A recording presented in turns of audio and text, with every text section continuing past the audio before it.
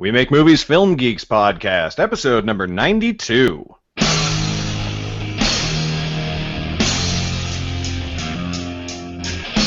Welcome to the We Make Movies podcast, making the world a better place, one film at a time. And now, here are your hosts, three aspiring sellouts, Chad, Michelle, and Garrett. Hello and welcome to the We Make Movies Film Geeks podcast that's all about... Whoa, I'm not muted in my own background, so now I'm parroting myself. Welcome to the We Make Movies Film Geeks podcast all about how to get your movie made, how to get it seen by other people, and how to get it awesome. Starting off with a bang after 2 weeks away. Oh, God. How you guys doing? I'm letting the bobblehead speak for me today. Awesome. I didn't even do our introductions. I, of course, am your host, Garrett Robinson. With me, as always, faithful co-host Chad Kukahiko. Not quite what you see on your screen right now. And we're all of us independent filmmakers and members of the We Make Movies filmmaking community in Los Angeles. I have an excuse today because I am sick. I have been sick off and on for the last 2 or 3 weeks. I'm sick of you. I'm sick of being sick. I'm sick of you. And the worst part is that my dad and his wife are moving out of the state, and so I've had to keep helping them. And every time I help them, it just goes right back down. Like I can't rest. Like I'm almost rested and out of it, and then I have to unload a truck, and then life sucks again. Anyway, hey, welcome to the Feel Good podcast. Could be worse. Could be worse. You could be from Syria trying to escape. Thanks, Chad, for always putting things into the right perspective. John and Hank Green have a podcast as well now. They saw me doing it and thought it was a great idea. Since when? Since I don't know, a couple of months, and they they make that joke. Like they've been making similar jokes. Like Hank's refrigerator broke one week, and he was like, life without a refrigerator is so annoying. Like, I'm having to figure out all these ways to keep food fresh and everything. And then John's like, well, but, people are also dying from starvation across the world. So maybe just stop being such a big baby, you big baby. Hashtag first world problems. Exactly. If you're watching this live, as always, feel free to comment on the YouTube channel where we will see your comments and can answer them. Live on the air, or tweet us at hashtag We Make Movies and we will answer. Michelle, talk to us about this. So just because I know that neither of you will ever talk about it, ever, let's talk about 50 Shades Darker. Oh, let's. I can't wait. 50 Shades Darker? Okay. What is 50 Shades Darker? It's the sequel. It is 50 Shades of Grey, the sequel. It is the second in the trilogy. I will admit that I have read all three books. You've read all three books? I have read all three books. It took me about an hour. It took me less than 2 hours. So I will, or maybe 3. But it took me a day, so that is, I will say that I did not spend a lot of my personal time on it. Otherwise, I would be sad. But first, I'm sure, as you read, as Chad said, Sam Taylor Johnson has chosen not to return. I wonder why. Wait, second, he's the director of the original. Right. Yes, that's what I heard. And it's a she, right? It's a she, yeah. Second, James Foley of House of Cards and Glengarry Glen Ross fame is now on the docket to direct the second one, which I actually am very excited about, which I hesitate to say may be better than the first film, which sadly bored the hell out of me. It's amazing that a film that is all about sexual chemistry had absolutely none. So the second one will be... What that is. It's just, I am about to make myself a dick. But if you're gonna cast not very attractive people, they should have some chemistry. They should have, but regardless, attractive or not, they need. If in a movie like that, you need them to have chemistry, and it's not even necessarily either actor's fault. When there's lacking chemistry, they were just born that way. Chemistry. Well, I'm not saying.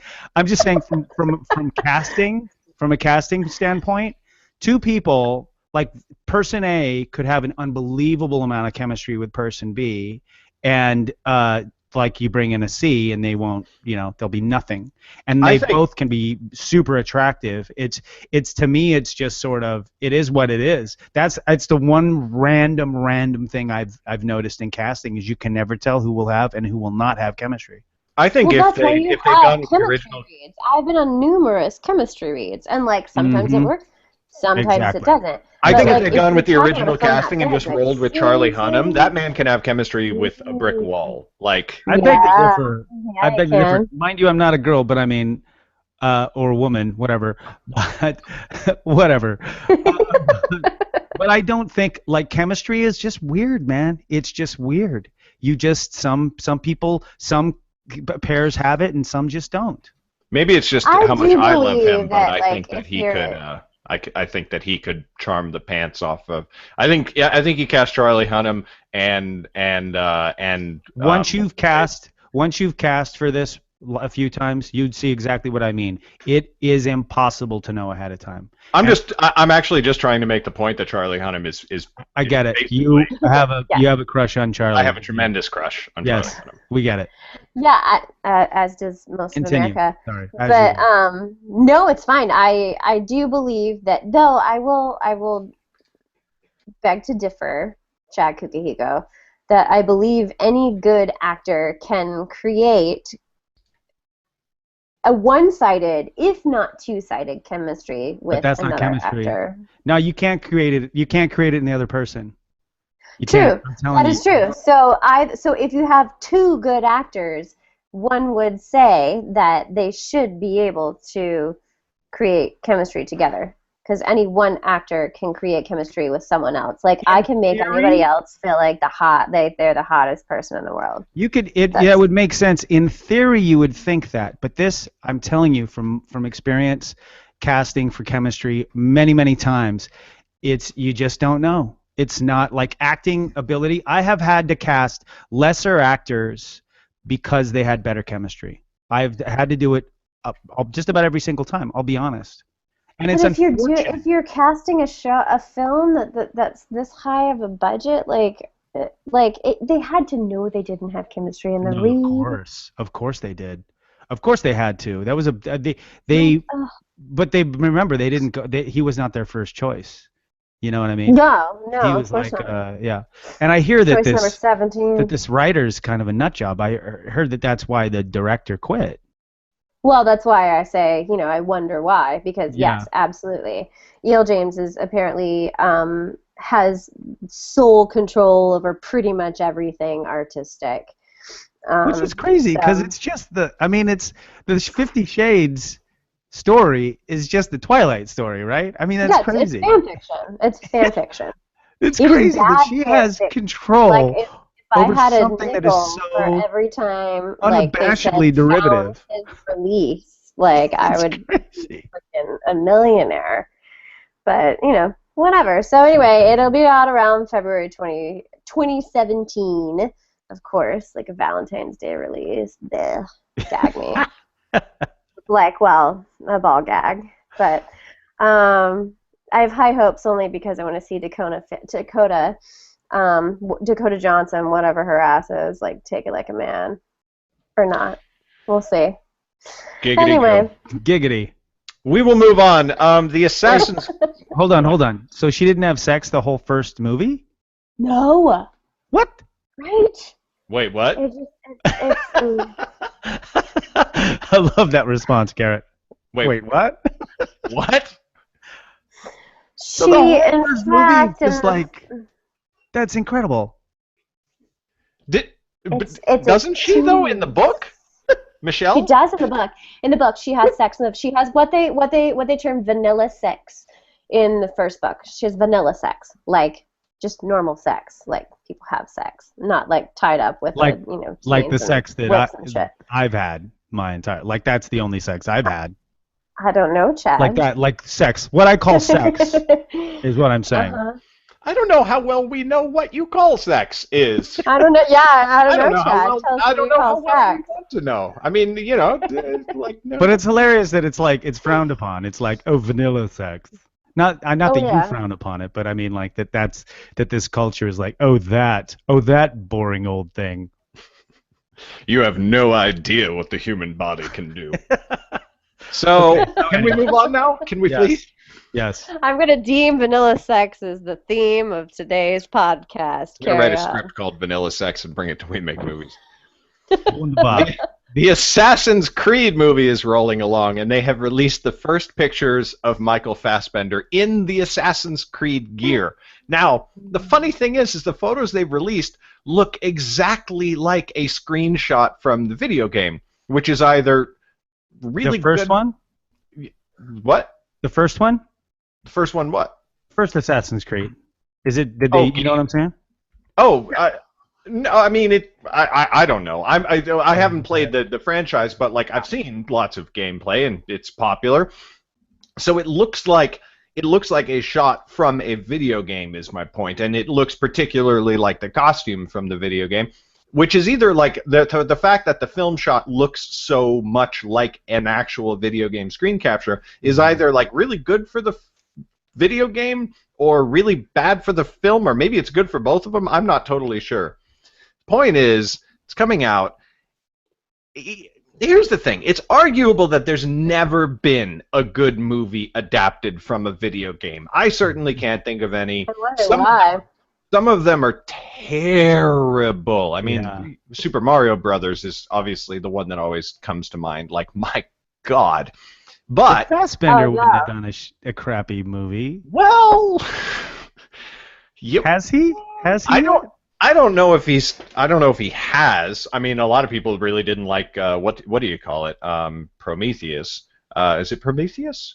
Oh, but that's. I mean, in an Aliens, you know what I mean? Anything in the Aliens thing is high end enough that even if it's kind of considered a fluke if it's a turd is right. Yeah, so and he's in it. Marilyn Cotillard is the female lead, which is cool. The director is a guy that I've never heard of. His name's Justin Kurzel, but he has directed an adaptation of Macbeth that isn't released yet, but it's very highly rated on IMDb and really highly rated with critics on Rotten Tomatoes. So that's a hopeful, promising thing. I'm not, like I said, I'm not into the game franchise. I've never played any of them for more than like 5 minutes of a demo at a GameStop. But I'll be checking it out. Fassbender. Good on you, man. Fassbender was in that Macbeth. Oh, sweet. Well, that makes sense. So that's how they know each other. Yeah. Yeah. What I'm curious is that it jumps around in time a lot, the Assassin's Creed game. And so each one is primarily set. I mean, they're all kind of set sort of in this future, or the one I think I only played like 2, I think, and that one was set a little bit further into like the main storyline that you're kind of going back in time to experience. Right. Is different, I think, each time. Like I think the third one is in America. Yeah. And in like during the revolutionary times. I think the third one is in revolutionary America, or it's the pirate one. No, it's the fourth one is the pirate one, which everybody was like, "This is the coolest thing ever." And then in the fifth one, they took out all ship combat, and everybody was like, "We liked that. We said that this was the revitalization that the franchise needed." I don't know.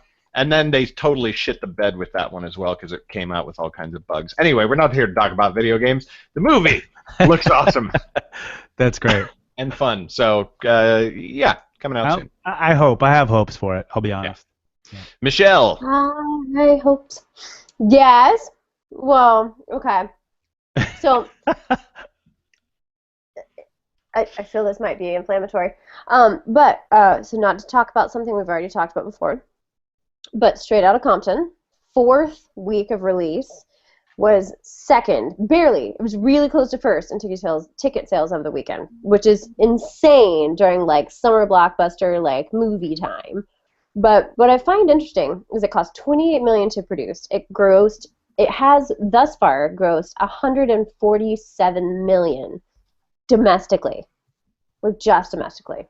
Oh. So. It's great. It's exciting, but like, what does it say about our society? Do we just like everybody's like, oh, it's the cool new film to go see, or is it like, hey, let's go watch that film that's about those guys? Good on Rotten Tomatoes, though. like really good I on Rotten Tomatoes. know. Well, here's the bit. It's the thing. Like it's about those guys that like proliferate like bad stereotypes and like perpetuate like the degradation of women. Like MWA and Eazy-E. Like, do you listen to their lyrics? Like, I mean, it was like the beginning of gangster rap, and it's like it's all about being being in a gang and being cool, and like then I can't use those words on this podcast because I don't curse, but.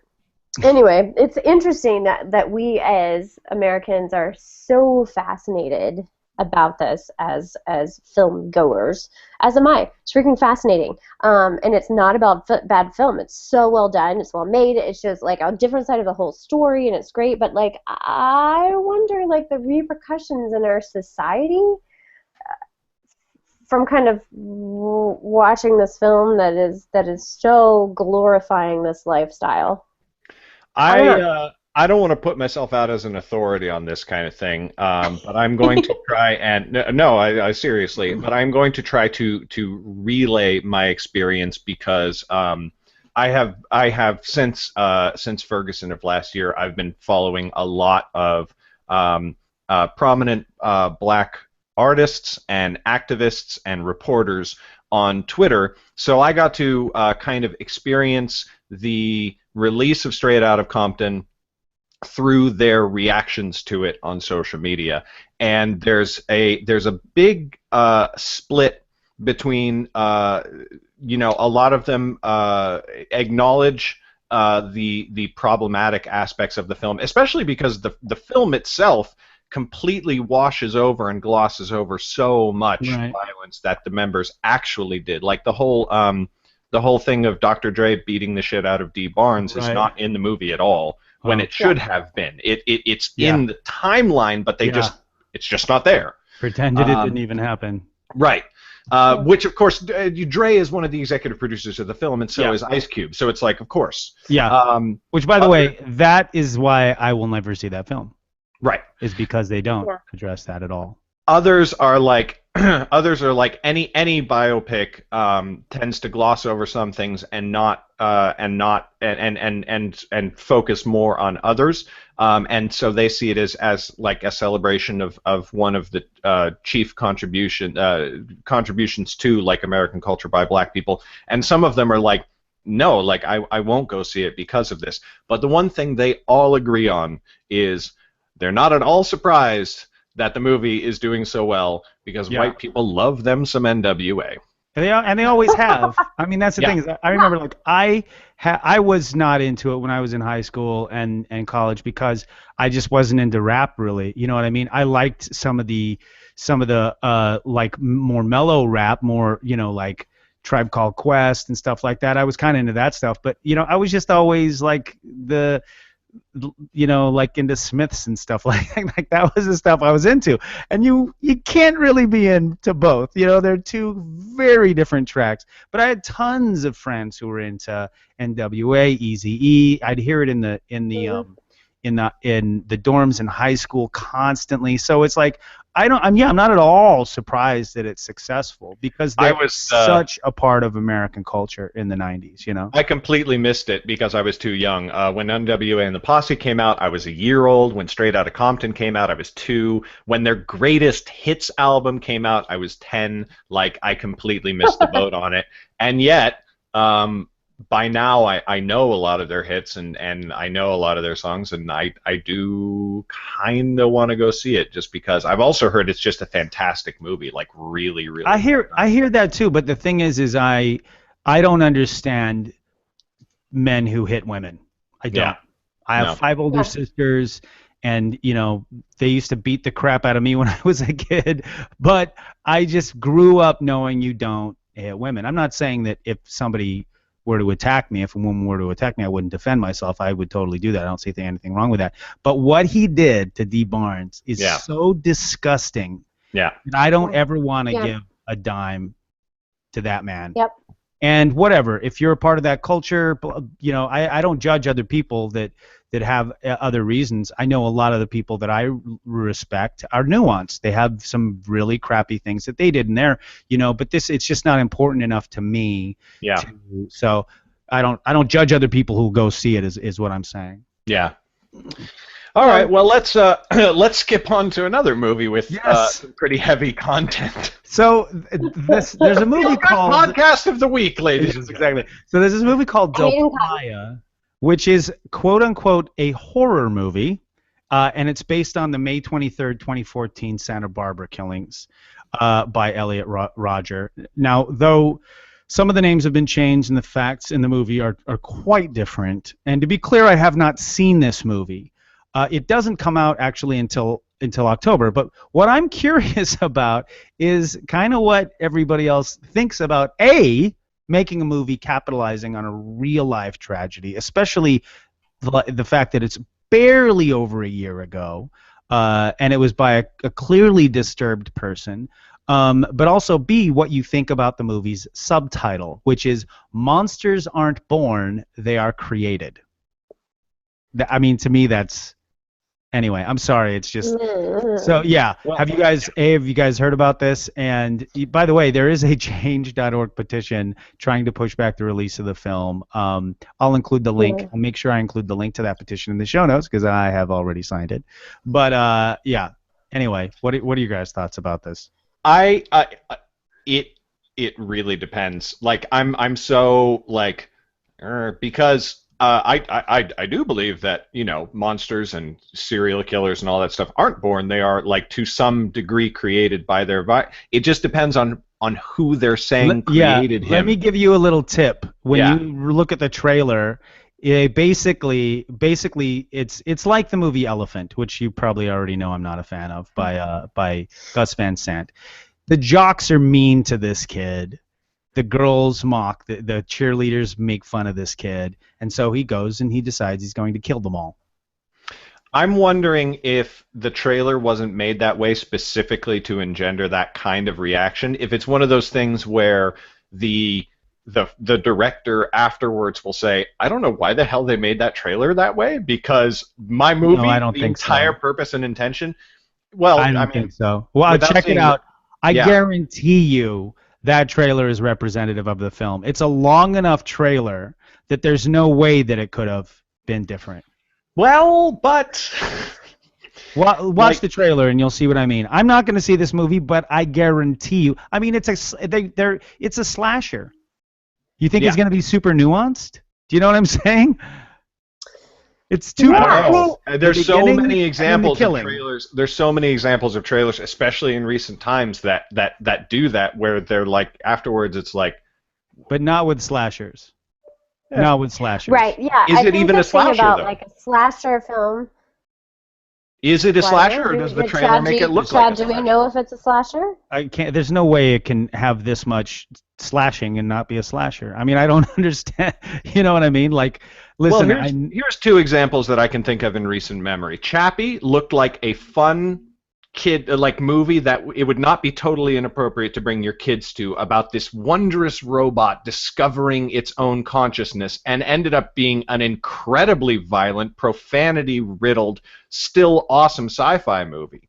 The other one is Wolf of Wall Street, which the trailer made people really pissed off because they were like, are they making this guy out to be some kind of fucking hero? And the movie was like, no, like his life sucked and he ruined everything. But both of those movies are in a genre that allow for tons of nuance. This is clearly not. They're clearly, and these guys they're not backed by a studio. They're the ones cutting the trailer. They're the ones putting this out. You know what I'm saying? So if they're the ones, it's a totally different phenomena. You know what I'm saying? Yeah. I guess we'll have to see. I think like the thing about like the genre of a slasher film is like that's what like it kind of like borders as like Shaun of the Dead kind of thing, like where horror can either go like really psychological or it can go slasher, right? But what's so if crazy you go slasher, it's kind of fun and it's kooky and you're like, oh my god, they died that way, like that's. But why are we making a slasher film? People, yeah, that's what I'm saying. When it's real people, then that takes away all of the fun. It is no longer fun and kooky. It is just icky. Exactly. So yeah, I'm with you, Chad. That's with you. exactly. Like if it were like kind of a psychological thing, like trying to get in his head or trying to like maybe, but like I still don't think my best friend was there actually. Like she is teaching at UCSB and she was like blocks away. It's a whole thing. And still like that community still is like crippled from that. It's barely a year ago. A year ago. That's barely. just, I mean, yeah. It's this to me. It's so disgusting that somebody would capitalize on something that has caused so many people so much pain.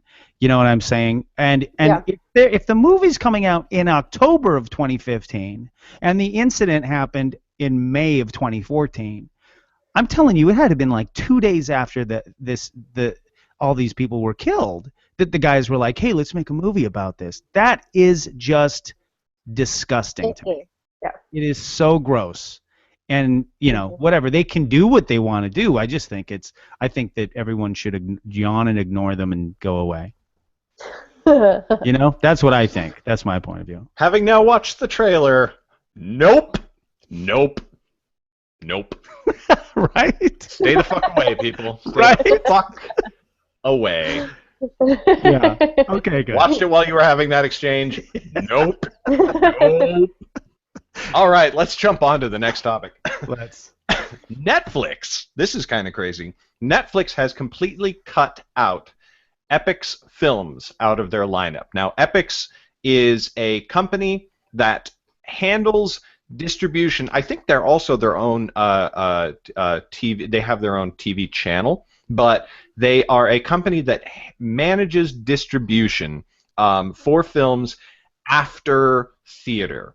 So they make things available on VOD, online, on traditional studio networks, and so on and so forth. Netflix has removed Epix from their catalog entirely. Wow. Now there's a lot of films that Epix puts out there that are like the stupid B-rated action movies that you'd never want to see, but there's a lot of fairly recent and fairly large movies as well. The Hunger Games is in there, no longer available on Netflix. Transformers, that entire franchise is in there, no longer available on Netflix. And Epix was immediately snapped up by Hulu, who were like, ha ha ha. And a lot of people are like, well, this is dumb because people are already complaining that Netflix doesn't have enough current titles, and now they're reducing their current titles. And Hulu is, like press releases like, we're so proud to add these high, pedigree, films and whatever to our lineup and everything. Here's the thing for me though, like in every respect for the last decade, Netflix has been killing it in terms of data-driven business. Yeah, right. Releasing, series as entire seasons on their original programming so that you could just binge watch the whole thing because they know that's what people want. And they have certain movies that have been, like weird successes from nowhere and not a whole lot of. So basically, my point is that if Netflix says that it's no longer a good idea for them to hang on to these movies, I kind of believe them. I'm kind of just like, okay, cool. The question is, what really went down. Sometimes what's in the press release is not what really went down. It's also entirely possible. What really went down is in the Yes, press right, release. exactly. It's entirely possible that Epix was like, all right, so our contract is up. We are tripling it next time around. Right. And you were like, well, you know what I mean? That's entirely possible. How about you go fuck yourself? Or even worse, they could have just said, we're not going with you. I mean, there's all kinds of shenanigans that happen in business. And so I don't know. I mean, I would tend to agree with you in terms of their data, but they're the guys who everyone are trying to go after. I mean, I'm not going to say right now because it's my main topic, but they've made so much money in such a short amount of time that everyone else wants in. Everybody else wants in. I mean, don't forget, April was when HBO made their announcement that they were getting into this space. That's how short a time it is, and I don't want to scoop myself. Yeah, go into your next general news. But it's not that. It's not that. You're right. It's a different one, but it is. So hold your breath for my main topic because that's what I'm teasing right now. Anyway, don't not even hold gonna your try. breath. I'll Don't cough actually alone. hold your breath. Yeah. Yeah. That was a figure of speech. Thank you, Michelle. I read a really interesting article in the Daily Beast talking about how the coming digital age is really bad news for the bigger companies like Viacom, for instance. The examples that the article drew are that it compares NBC to Viacom. And as I've been talking about for a while, it appears that NBC has been kind of downsizing and divesting for the past few years, but now it's starting to invest intelligently in what looks like sort of intelligent futuristic moves. Like they have recently invested in BuzzFeed and Vox Media, two companies that are clearly at the head of this new digital era that we're embarking upon.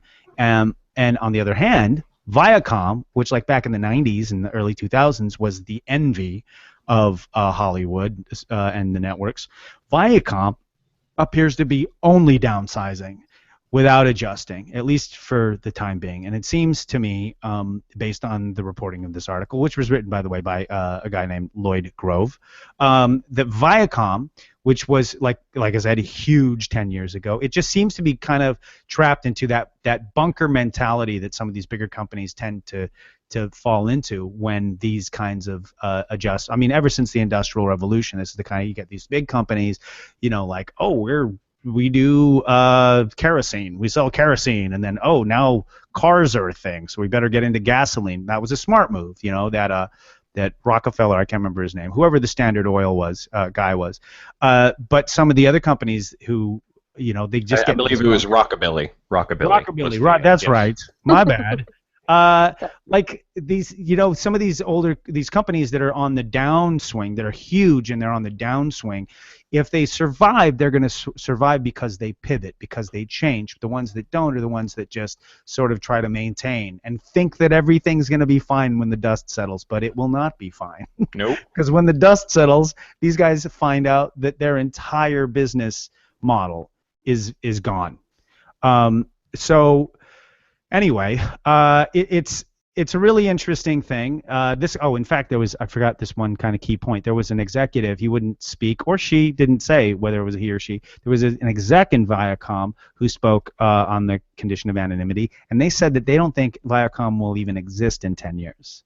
And that's really interesting. And I think that what's particularly interesting to me about this is that I don't think anybody, I think very few people are really starting to recognize how quickly our industry is changing. And it's important. I mean, I'll give you, I just think that some of the things that We Make Movies is doing right now could put us into a place, if we're playing our cards right, like this thing that we're shooting in 2 weeks. 2 weeks from today, actually. I won't be here. I'm going to be in Running Springs. 2 weeks from today, we start shooting this pilot. And it could be a bit of a waste of money at the end of the day, but it's exactly whatever all these other guys are getting into. You know what I mean? And these people that used to be the kings of the world, this is now what they're starting to recognize, and and by and large, people are trying to be kind of a little bit quiet about it. They're just doing it and not really saying much, and people, it's hilarious, still how people are so set in their ways in this town. And if you don't do things the way everybody's done it for the past 3-4 decades, people are like, what are you doing? That's crazy. But it's like, wake up, people. I mean, everything is changing around us, and everybody else that we're dealing with, everybody else in this industry recognizes it. Why can't you? You know what I mean? So totally. Anyway, Viacom, will it be here in 10 years? NBC, I think it will. It'll probably look entirely different than it did 10 years ago, but it will still survive. Sounds like these. I wish we could do a Wayne's World style transition, just 10 years in the future, and like Viacom is like now the new Taco Bell. Right. It could happen. You never know. You don't know what 10 years can do. It's probably going to be the new Blockbuster. Yeah. Chad, say Taco Bell. Why? Yo quiero Taco Bell. Nah. Chad says all right. Right. You say Taco Bell, not Taco Bell. Well, I said it like the Chihuahua from the commercial. Okay. Exactly. All right. Pronunciation of Taco Bell aside, Jesus Christ. We're going to move on to the main topics. I have a two-parter because I have two parts, neither one of which is really big enough for its own main topic, so we're just going to kind of stick them together. It's okay. It's what you do with it that counts. Aha. There she is. Come on. You knew it was coming. Movie art has been released.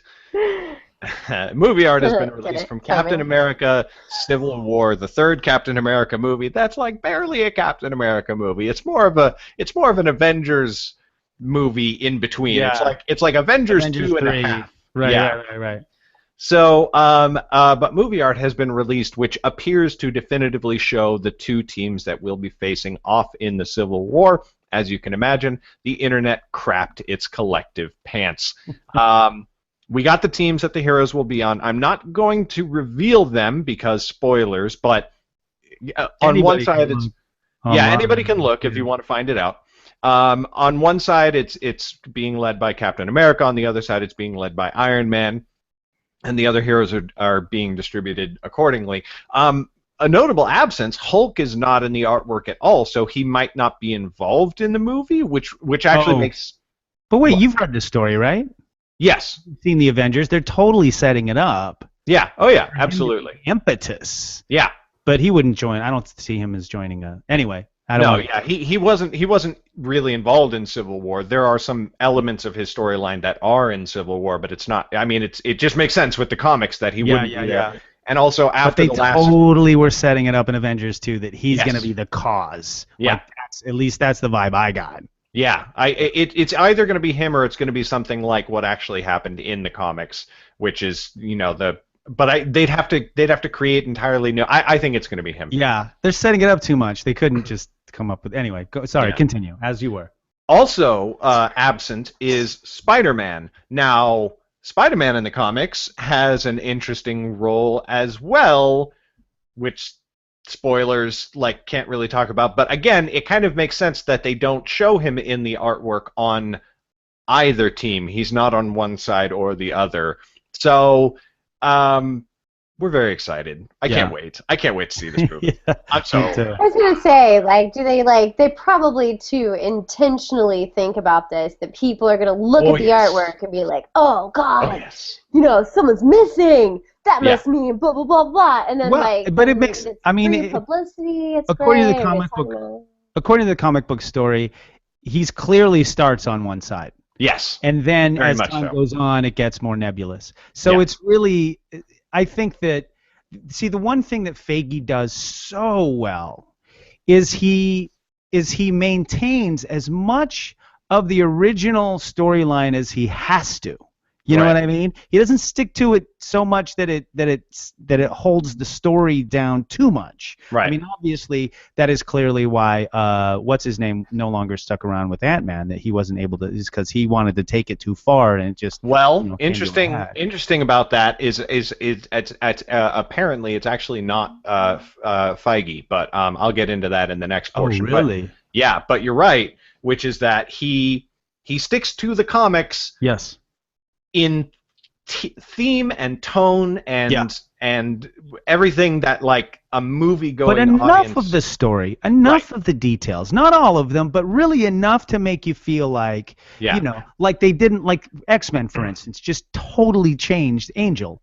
Everything. You know what I mean? Like, what the crap are you doing? Totally changed. That's like First Class. Like, that was not for hardcore X-Men fans. It was not. Anyway, sorry. So the last thing that I'll say about the artwork is my favorite detail is that Ant-Man is actually on someone's shoulder. He's not standing there with the lineup. He's standing on somebody's shoulder. I won't say whose shoulder, but if I get in the artwork, it's hilarious. So next, Disney has been doing some restructuring, and they have moved Kevin Feige. He is no longer. Well, he might still be. Okay, well, before I say any of this, I want to say a huge caveat and a disclaimer. The honest truth is that we're not sure exactly what this means for Marvel Studios going forward. A lot of this is speculation, but most of the data that I have is from Charlie Schneider of the YouTube channel Emergency Awesome. He's got a lot of inside connections in the geek world. I think a lot of this, even though it's speculation, is relatively trustworthy. In a nutshell, Kevin Feige is no longer working for the person he used to be working for. I think he is still titled as the president of Marvel Studios, but the president has a boss, and Feige has had a boss for a number of years, and that boss was a guy named Ike Perlmutter, who has owned Marvel Studios for quite a long time. Now, rumors are that Perlmutter has thrown a lot of wrenches in the production of Marvel films. There's a lot of controversy surrounding this guy, even though you might not have heard about his name, because he's not as much of a public figure as Feige is. Perlmutter, for example, apparently is the one who has said he doesn't think that a female-led superhero movie would be profitable, and that's why we haven't had one for years and years and years. That sounds great. So there's that. He is like 90 years old. Yeah, he's also apparently super cheap, super won't spend money on things. He made Chris Evans pay for his own personal trainer for the first Captain America film. He didn't want to pay Robert Downey Jr. as much as he wanted for Iron Man 3 and Captain America, and Avengers 2, which is why Downey Jr. almost walked out and didn't do those films and didn't do Captain America Civil War. He almost all of the actors are all of the main Avengers actors are near the ends of their contracts, and a whole bunch of them have been kind of nebulous about whether they were going to stay on or not and reprise the roles, or if they were going to have to be killed off or replaced. A lot of people are saying that's because Perlmutter is we're not going to pay them any more money, So basically, Perlmutter seems like the kind of guy who maybe you don't want to be Kevin Feige's boss, so he isn't anymore. Now Feige has essentially been promoted by Bob Iger, the chairman of Disney. Period. Feige is now in charge of Marvel Studios and reports directly to Bob Iger. But I hope you're wearing a diaper. He's also. I am, in fact. Okay. You want to see it? No, thank you. He's also over the future production of future Star Wars films. Whoa. That's potentially Feige is. How? I thought Abrams was. No, production. Abrams is the director of, I think, the next Star Wars film, and after that it's all kind of nebulous. Oh. But Feige is going to be, he's going to be doing for Star Wars what he's been doing for Marvel, which is I'm simultaneously this could be amazing, and also kind of scared. I'm don't take on too much. Just do what you're doing really well. Yeah, so it's sort of huh? Part of the other fallout of this restructuring is that the Marvel Creative Group, this is something I'm a little bit scared of. The Marvel Creative Group has been disbanded. What does that? See, what does that mean? That's what's confusing me. Is that the Marvel Creative Group, for people who don't know, is a group of comic writers who advise on all the films. They advise and give notes on every single draft of every Marvel script that has ever been written, ever.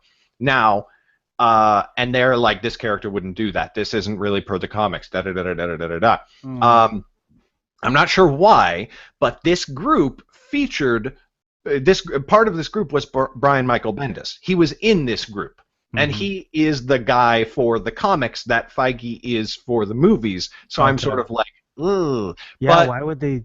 But there's no saying that he might not continue consulting. You get what I mean? So it's it could be a bad thing, or it could be where okay, having this many people be involved in writing every single script is kind of insane. Edgar Wright, for example, most of his problem was with the creative group. I see. He was I want Ant-Man to do this, and they were well, but Ant-Man wouldn't do that. And I think that I think that we should start with Scott Lang, not Hank Pym, because Hank Pym is the guy who beat his wife. And they're well, I don't think we should do that. So that's apparently why Edgar Wright stepped away, and maybe if the creative group hadn't been there. So it's sort of there's a lot of things that we don't know, and we don't know how this is going to affect things going forward. Bottom line, Feige now has almost total creative control of the Marvel films. That could and probably will be a great thing. If we have been misled about how responsible Feige is for how awesome the Marvel films have been, that's the only scenario in which this right, exactly, Right. But like, you know, everybody was like George Lucas, and then he got full creative control, and we were like, oh my god! But I don't think that's the case here. I hope it's not. Well, it's hard to say. I've always been a big fan of Feige, but I didn't know about the Marvel Creative Group, and I didn't, you know, and there's so much we can't know about the behind the scenes. The one reason why I think that Feige plus the creative group are amazing is because they have been amazing over so many different films for such a long period of time. But if the Marvel Creative Group was there the whole time, getting rid of it entirely is scary to me. I'm hoping that the group got disbanded and Feige was like, I want like Brian and you. I want to keep you guys on because you guys are awesome. But I just don't want this. To just reorganize. Like, hopefully it will have just been reorganized and not. Exactly. Yeah. So we'll see. And Ike Perlmutter is also still over Marvel Television, which is everything from Agents of S.H.I.E.L.D. to Daredevil. So those have been going on with him perfectly well. Feige has never been tremendously involved with those. Oh, is that right? Yeah, and he will continue to not be. Will still be Perlmutter. So we'll see how it goes. Yeah. Wow. All right. Okay. Michelle? Yeah, I'll be quick actually. And I'm interested in knowing your thoughts on this. So for all the actors out there, I'm going to talk about FICOR. So for those of you who don't know, FICOR, F-I-C-O-R-E, or it's like also known as Financial Core status. It's an option within the Screen Actors Guild, the Actors Union, that allows actors to work both union and non-union jobs. So, like, there's a ton of actors out there that are FICOR, that have adapted to FICOR status, like John Voight, or like Wilford Brimley. George Lucas is FICOR from the Directors Guild, Quentin Tarantino. Many others have chosen to adopt a status within their union that allows them to, well, like, work, basically. So California is a forced unionism state. So it tends to be a pretty dicey subject around these parts, particularly lately when more and more projects are becoming non-union. So one of my agents, and he shall remain unnamed, very heavily recently suggested that I become... It's Greg, isn't it? God damn it, Greg. God damn Greg.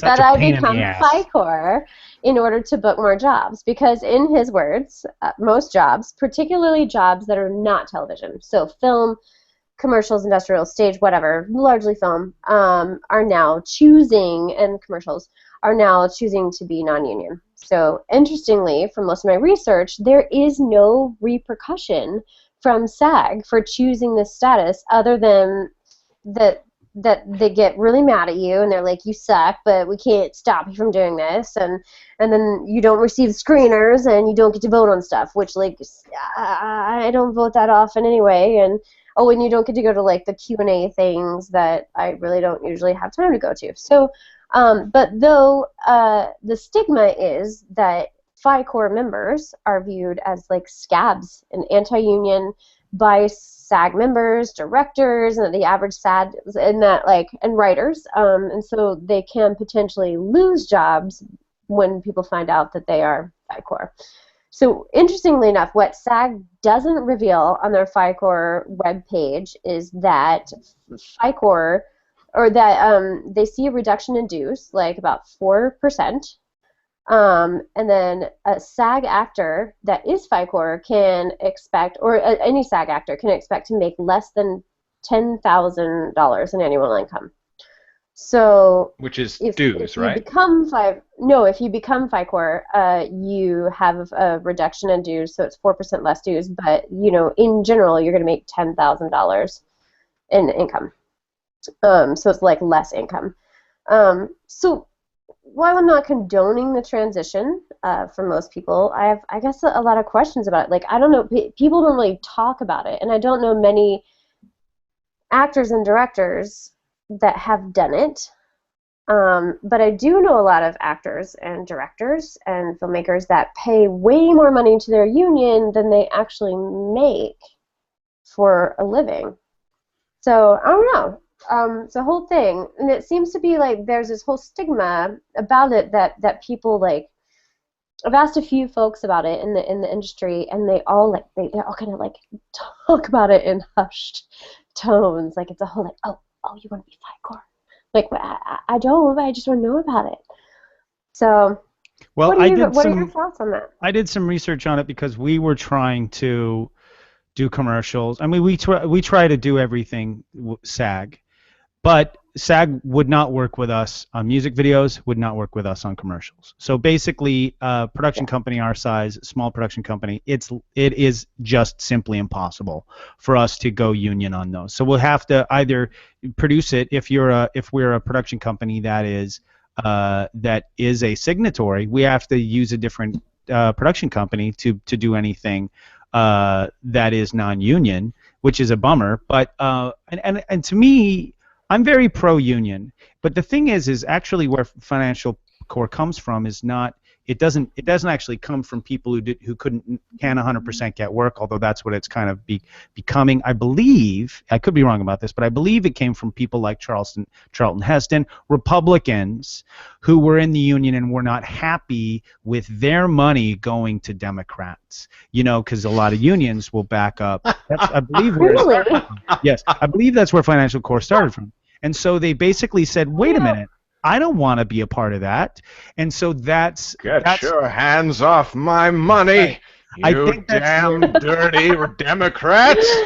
I think that's where it started, and then it became something, and it also became a thing that like if your union is not getting you enough work, then all you have to do is prove that you're not getting enough livable work by your union, and then you become financial core, which then allows you to get union work or outside. And that's kind of basically what it is. I mean, I don't know, mind you, I'm not a SAG member, but I don't personally have a huge thing against the people that I know that are financial core. They are hushed about it, and SAG does not make it easy for you. Like it's a pain in the ass. Apparently, like people call you and it's bad. Yeah.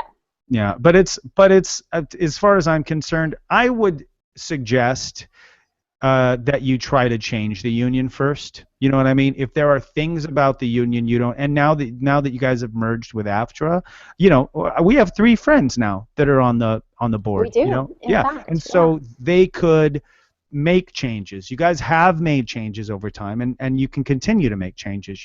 A DGA apparently, and this is completely anecdotal, I don't have personal experience with this, but apparently, if you're a director working on something that has a low enough budget, or a first AD or whatever, but you're a union member, you can get a waiver if the project is just way too low budget. So I don't necessarily see why SAG couldn't do the same thing. Why are they? I can understand that you might want to draw the line and say, no, these are the minimums, blah, blah, blah.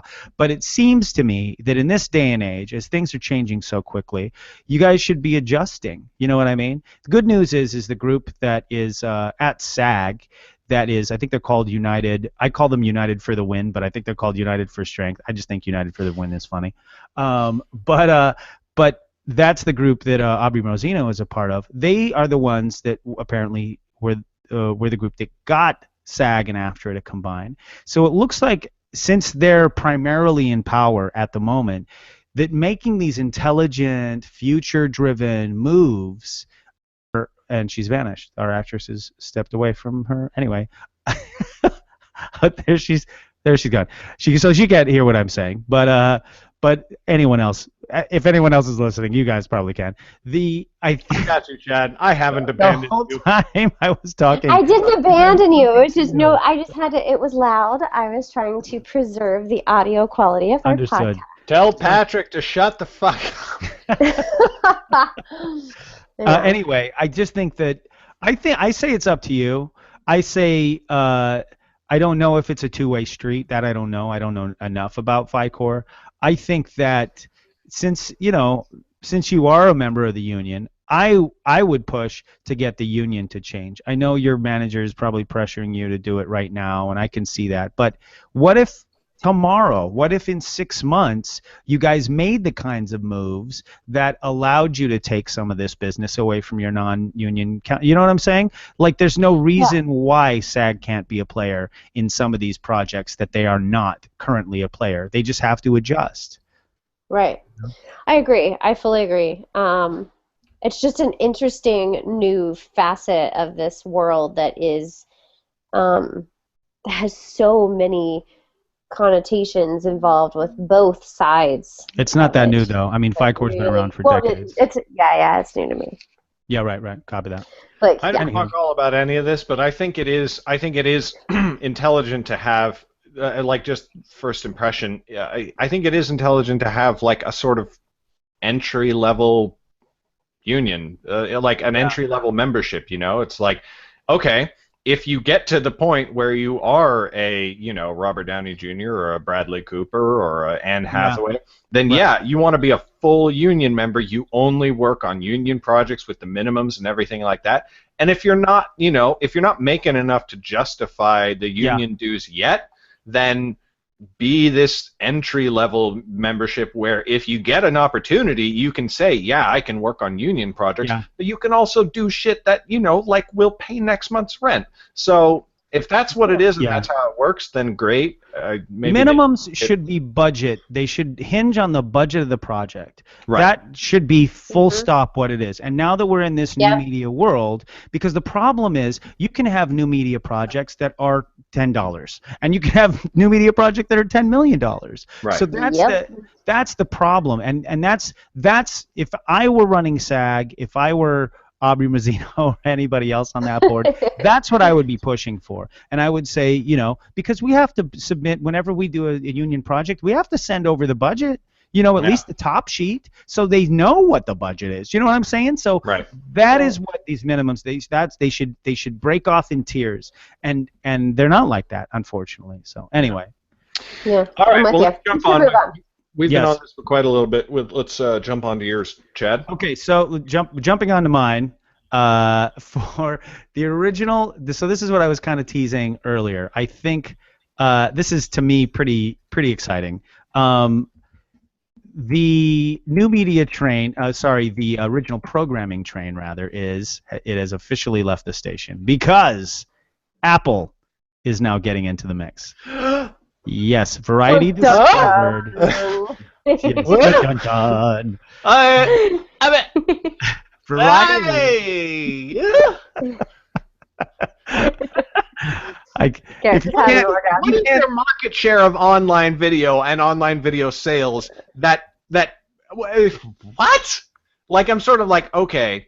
Netflix obviously accounts for 30% of all internet usage on the entire planet. They want to do original programming? Who the fuck is going to tell them not to? Amazon, okay, online video, maybe not, but they're the single largest marketplace on the entire planet, and they are stepping up Amazon Prime and Amazon Video and everything like that. iTunes, yeah, sure, we all buy our music on iTunes, but like I don't know people who regularly buy and watch things on iTunes. I have bought movies. I have bought TV shows on iTunes in the past. As well. And and they own, and you have as well, you said, Michelle? Yeah, it's good for when you're flying. Exactly. I'll buy trashy TV on my iPad, and I'll download it, and I'll watch trashy TV for like whatever, 20 hours. I don't even care. It's great. God, where are you flying? How do you have that much battery? iPads don't last that long. They don't. You know what though? This mini, I had this mini on the chute. Plane, they have a charger. Dude, I'm not even kidding. I used this mini for I had what do you call it? That app that you turned me on to, Shotlister. I had it on this app. Right here? Mine looks different than that. Oh, the mini. Yes, I thought you were talking about that was an app. I thought you were talking about app Shotlister. I was using Shotlister on mine for an entire day on it was either Sunday or Monday, and I got home and it was still at 100%. How the crap could that be? It was at 88 the night before. I didn't use it as much. Your battery meter is broken. Well, it was still had plenty of juice. Yeah. It had plenty of juice, and it was, maybe I only went to it about 6 times during that day. Right. You know what I mean? Maybe it was just the cover was on the whole time because anyway, that's a whole other can of worms. But it was incredible. I couldn't believe it. I'm Android through and through, but now I want a freaking iPad mini. The iPad mini is a sweet ass device. It's the perfect thing to read books on. It's great for watching movies on. It's excellent. The Shotlister on set, it was so handy. Oh my god. It was so handy. Shotlister, seriously, I know we've talked about it before, but if you are not using Shotlister on everything you shoot, you're fucking doing it wrong. Like, it's so good. It's so good. Yeah. I mean, but if you don't have a first AD, you're probably doing it wrong anyway. But if you have a first AD, your first AD needs to be using Shotlister. It's amazing. Yeah. Anyway, and the Android isn't out yet, so I had to use it. Anyway, back to business. So Apple. Variety has discovered some things that Apple's so secretive, they're obviously not letting people out. They discovered that reps from Apple have been meeting with Hollywood executives to gauge interest in producing content that Apple will host, but they discovered that these meetings did not include licensing.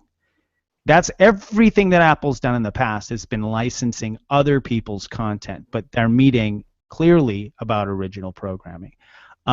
Their Variety went to get a comment from Apple, but Apple didn't have a comment because they're super, super secretive. Mind you, they have a press, one of their big press extravaganzas on Wednesday. So it is possible, although it seems to me a little too soon for them to. Anyway, I'll get to that afterward. Let me tell you a few more of these details.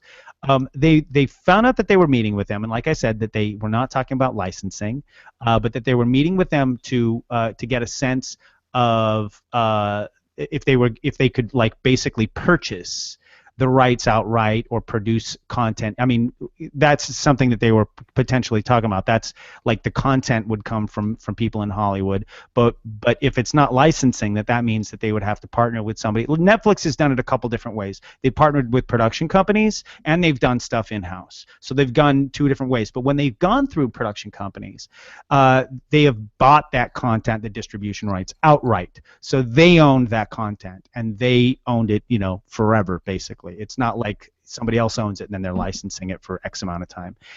Variety also discovered that Apple had put in a bid on that Top Gear show that Amazon bought. I talked about it on our last show. I believe it was our last show, which was 3 weeks away. But anyway, we apologize for that, by the way. So they've discovered these 2 things. Now, they were unable to find out whether or not they were talking about movies or TV or both. They were also unable to find out if this had anything to do with the Apple TV, but there have also been rumors circulating that this press thing that's going to be happening on Wednesday will have some news about an upgrade for Apple TV. This is the thing about Apple. They're so ridiculously secretive that it's not entirely inconceivable that they've been working on this for years already. I mean, that's how secretive these guys are. In which case, on Wednesday we might find out, we're releasing 5 new series starting Wednesday. You know what I mean? That's a possibility. It's not likely, I don't think, because I don't think anybody could be that secretive. But if anybody could do it, I think Apple could. So I guess we'll see on Wednesday. I don't know. Or maybe we won't, because it might be, if this is a true leak and not just a leak that they allowed to happen, you know what I mean, after 2 years in the lab. If it is a true leak, then I think it's too soon. If it's not, then this Wednesday could be a very, very interesting awesome Apple thing. Anywho, there you have it. Cool, I guess. We'll see. I'm sort of like, oh, okay. I don't know how. I'll tell you why it's a good thing. It's a good thing for us. Yes. For indie content creators, because it just means everything I've been saying for months and months is true. That this feeding frenzy for original content is happening. We are in the midst of it. So if you are not spilling your water or wine, is that wine all over yourself? You should be making water independent content right now. Currently right now, like we are. The thing that I expect to see in the near future is a cheaper alternative to Apple TV, because the big thing is going to be being able to watch it on your big screen from home without paying $100 for an Apple TV when you can just buy a Chromecast for $30. So if they invent some sort of Apple TV stick, which again they have a media event this Wednesday, that's what I would strongly expect to see if they're going to make that move right now, is a stick version of the Apple TV, a cheaper stick version. That's what I would. You want Apple stick, is what you're trying to say? I would, dude. I would take Apple stick. I would take it so hard. I would take it. Wow. Okay, we need to move to the end of the show now because everything has gotten intensely uncomfortable. We end with community news. But before that, as always, please rate the show on iTunes. Whether you watch us live or listen to us on the audio feed afterwards, a show rating on iTunes helps other people discover us, helps get the show out there. That would be fantastic. Something just got deleted by an anonymous manatee. Chad, what's going on? This week, the We Make Movies event is Improv Night, Actor Improv Night. Excuse me. Actor Improv Night, which is always a fun event. It happens at 7:30 p.m. at the Theater Asylum in Hollywood. Come check it out. You can meet us. I'm going to come this week because Matt Hunt is going to be there as well. So come hang out. Is he bringing his brother Mike? He is not bringing Mike Hunt, unfortunately. Mike Hunt will not be there. So, but mine will. Yeah, it will. Last time I saw him, he said, "I will see you next Tuesday." Oh my God! Seriously? Wow. I don't get that one. We went there. Wow. Oh, was it? There's nothing to get. Hey. No, I want to get this. What happened? See you next Tuesday. No, you don't. It's an Tuesday. acronym. It's an acronym. Okay. See you next Tuesday. Okay. Never mind. Okay, here we go. Finally, not finally, because there's another thing after this, because the anonymous manatee is just working its crazy magic in the spreadsheet nonstop. We Make Movies is, so far as we know, the only filmmaking community in the world that is funded by its community, and that happens through Patreon.com. Patreon.com is a voluntary crowdfunding service. It's kind of like Kickstarter, except that instead of donating one time for a single thing that a thing is trying to do, you donate on a recurring monthly basis to support artists that you like who produce a bunch of content that is free, which we do. So if you want to become part of that awesomeness, go over to patreon.com/WeMakeMovies, and you can check out all of the excellent, awesome, and extremely valuable perks that you get for being a member. Everything from script readings to all kinds of bonuses and free tickets to our live events. It's all pretty super awesome and cool. So check it out, Patreon.com.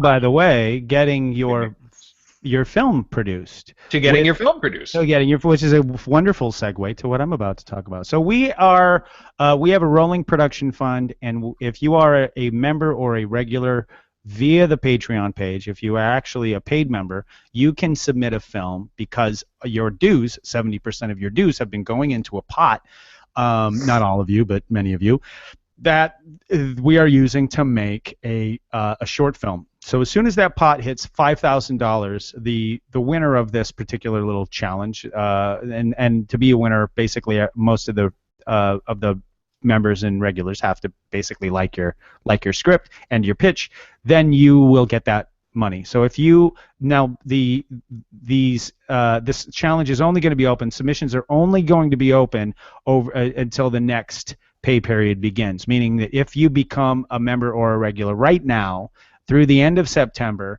then you are eligible. If you wait until after, then you will not. So $10, $20, whatever you want to become either a member or a regular, you can go to patreon.com/WeMakeMovies to find out, and then you can submit this piece. All the rules and regulations are on the website. I think I'm gonna actually, now that I'm thinking of it, I'll probably do a little widget right on the front page so people can see. Widget. Exactly. So anyway, check it out. Go join, get $5,000 plus a bunch of other really cool stuff to get your short film made by being a member or a regular, potentially, if you win. But you know what I'm saying. Sweet. Yeah. Last minute reorganization of things to know, because I just realized that I almost made a terrible mistake. So Michelle, please go first. Oh, yeah. Okay. And as always, we end as always with things to know, which is just cool things that we think you should know about or we want to tell you about. So we just ordered, I believe, our first contribution to the Star Wars toy franchise. We just ordered a BB-8 droid. So, like, he's a little ball, and he rolls around, and he's like, and you can control him from your iPhone. That's awesome. And How so much? It's like 150 all told. But, like, he's like a little ball, and his head stays on the top, and, like, he rolls around. What? And then he'll project, like, so he'll project videos onto the wall, like little holograms. So you can, like, you know, like, if my boyfriend comes home and, like, I wanted to say, like, welcome home, he, like,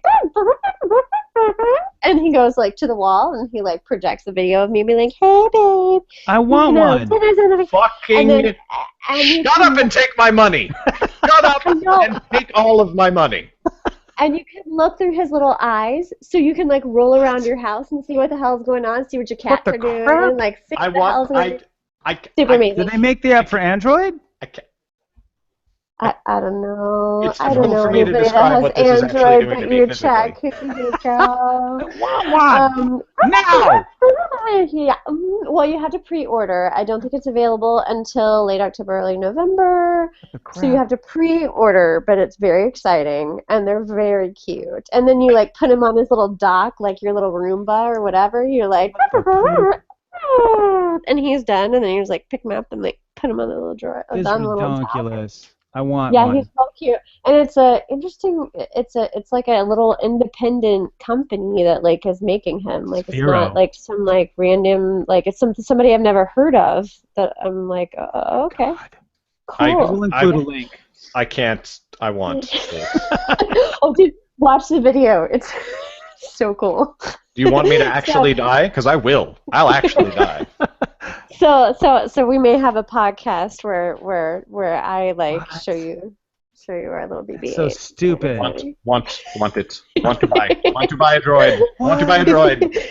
Well, and you've seen the Millennium Falcon too, right? The Falcon, like, the not one you can buy from Sphero. Yeah. The Falcon, the Millennium Falcon. I saw one that a guy made. It's like a droid. No, you can buy them now. There's like they've got like the 4. Yeah. Not from Sphero. Yeah. No, I don't think so. Want to buy a droid? All right, that's awesome. Anyway. I'm gonna go into mine. So this is not new, but it is so good. PBS documentary series, Ken Burns' The War. It is so good. It's like a 9-episode series about World War II. It's centered around the people from 4 U.S. cities who fought in and supported the war. And if you've never seen it, you really, really, really need to. It was so ridiculously good. Also, Bad Lip Reading's version of the Republican debates. Also very awesome. So amazing. In a completely different way. But check out both of those things if you've not seen them. All right, I'm going to have to put down my droid boner for a second. I just want to acknowledge the passing of Wes Craven, who passed away while we were on break for a couple of weeks. Obviously, a renowned director, frequently hailed as the reinventor of the teen horror genre, directed Nightmare on Elm Street, and so many other amazing titles. Didn't exclusively do horror, but was pretty well known as one of the genre's defining directors. Passed away at 79, due to brain cancer, which sucks. If you needed any more reason to hate cancer. So, salutations, a long life, well lived, and well loved by many, many people. So, there's that. Rest in peace. Rest in peace. Yeah. And with that, we will bring an end to this week's episode of the We Make Movies Film Geeks podcast. Thank you for watching. My name is Garrett Robinson. You can find me at GarrettTRobinson.com. Wrong one. Wrong sound file. That's the wrong one. Chad can be found at superfreako.com. And Michelle is on Twitter at mlucadoo. We'll see you next week, everybody. Have a good evening. Goodbye.